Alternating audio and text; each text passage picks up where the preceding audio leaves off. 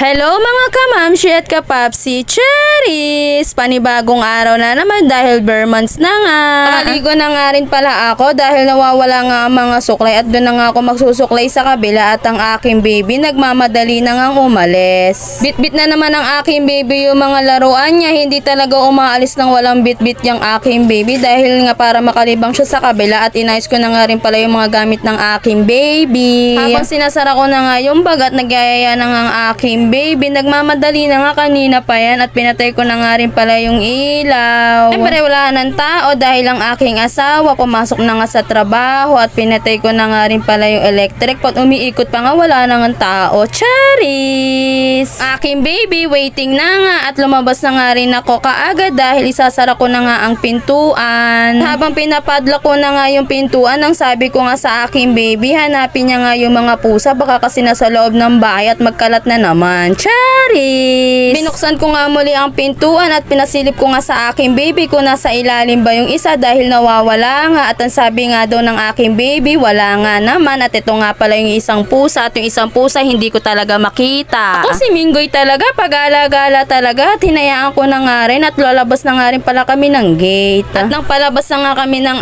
aming gate, nagmamadali ng aking baby, excited na nga pumunta sa kabila. Sabi ko nga sa kanya, hintayin niya nga ako at hindi na nga ako inantay at sinara ko na nga rin pala ang gate. Talaga tong aking baby, sabi ko hintayin ako, bingi-bingihan lang talaga. Charis! Pag naglalakad na nga kami palabas at ang aking baby nauuna pa nga sa akin. Sabi ko nga sa kanya, antayin na nga niya akong maglakad para sabay kaming dalawa. Parang wala lang sa aking baby, dire-diretso lang siya maglakad at bitbit ang kanyang mga laruan. Habang nasa tindahan nga ako at nakita nga pala ng aking baby yung kalaro niya na si Ate Chin. Hindi naman pinahiram niya na isang laruan at pagkatapos nga namin sa tindahan at dumiretso na nga rin pala kami papunta sa bahay ng aking mama. Nahanap niya nga ako at nasa likod niya lang naman ako at ang sabi ko nga sa kanya, lakad lang dire-diretso. Charis! Habang naglalakad nga ako, ang sabi ko nga sana dire-diretso ng umaraw para makapaglabas kami ng aming paninda at nandito na nga kami sa looban nila mama.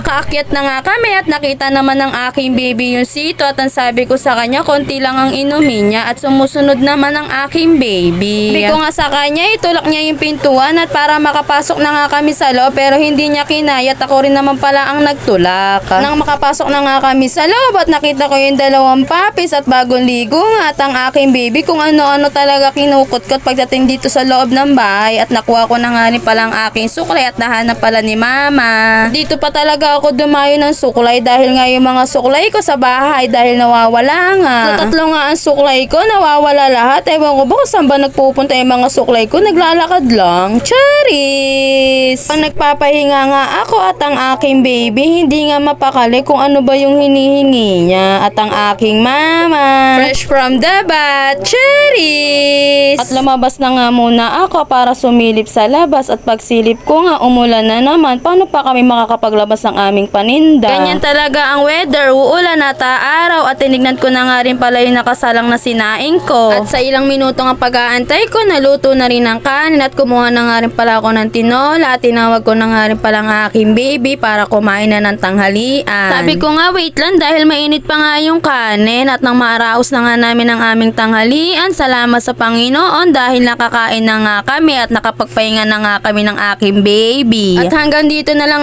aking video. Salamat sa panonood.